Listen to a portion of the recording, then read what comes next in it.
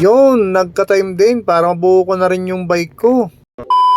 So yun, what's up sa inyo mga kalodi cakes. At medyo nakaluwag-luwag tayo ngayong araw na to. At for today's video, para maayos ko na at malinisan ko na ang pyesa ng bike ko, at sa ganon ay mabuo ko na rin ito. At syempre magagamit ko na ulit ito. Ang tagal na rin kasing naka-stock ng bike ko. Kaya nga po mga idol, bago ko po ito gamitin, ay unti-unti ko muna itong nilinisan. At ang pinakauna ko pong nilinis dito, yung aking crank arm saka po yung bottom bracket.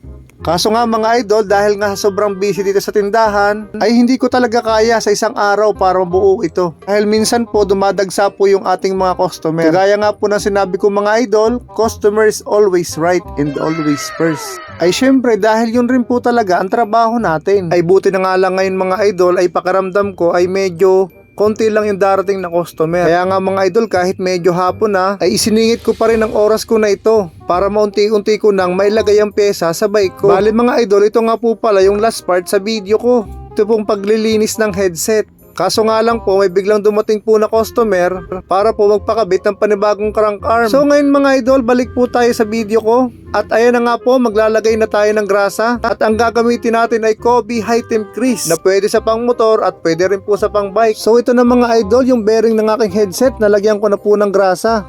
Tapos itong isang bearing ay nilagyan ko na rin.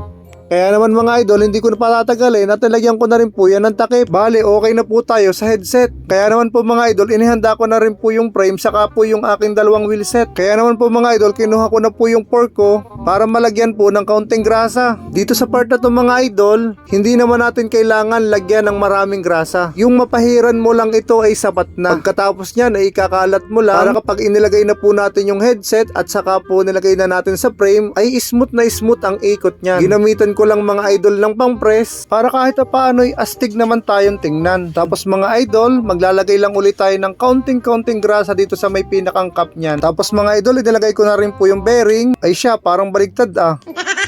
At saka naman po natin ipapasok dito sa frame. Tapos mga idol, pinahiram ko rin pala ng kaunting grasa yung aking stem bolt. Tapos mga idol, inilagay ko na rin po pala yung aking rotor. Gumawa po pala ako mga idol ng video kung paano palakasin po ang ating preno. Pwede nyo rin po yung panoorin sa aking YouTube channel. Pwede nyo po yung gawin kung ang rotor nyo ay nakontaminado. Kasabay ko na rin po palang nilinisan dyan yung aking mga brake pad. At ito naman mga idol, na late na naman ang aking video. Dapat ito ay nasa unahan dahil ito ay nabanggit ko na. Kahirap din naman mag-edit mga idol lalo na't pag nagbo-voice over ka pa. At kaya naman po pala mga idol, nilalamig yung kamay ko. Naubos na po pala yung gloves na binili ko. Ay pasensya na ho kayo mga idol sa aking kuko. Dahil bago ko po gawin itong video na to, ay merong bike akong ginawa na grabe din po kadumi. Pero ho, nagpunas na ho ako ng kamay ko. At balik po tayo sa video mga idol. Ito na po pala yung frame ko. Made for war. Nakikita na rin po yung pangalan. Ayan po mga idol weapon. Dahil nga po mga idol dumidilim na, ay hindi ko muna po naikabit yung aking sprocket. At kasama na rin po dyan yung aking crankset.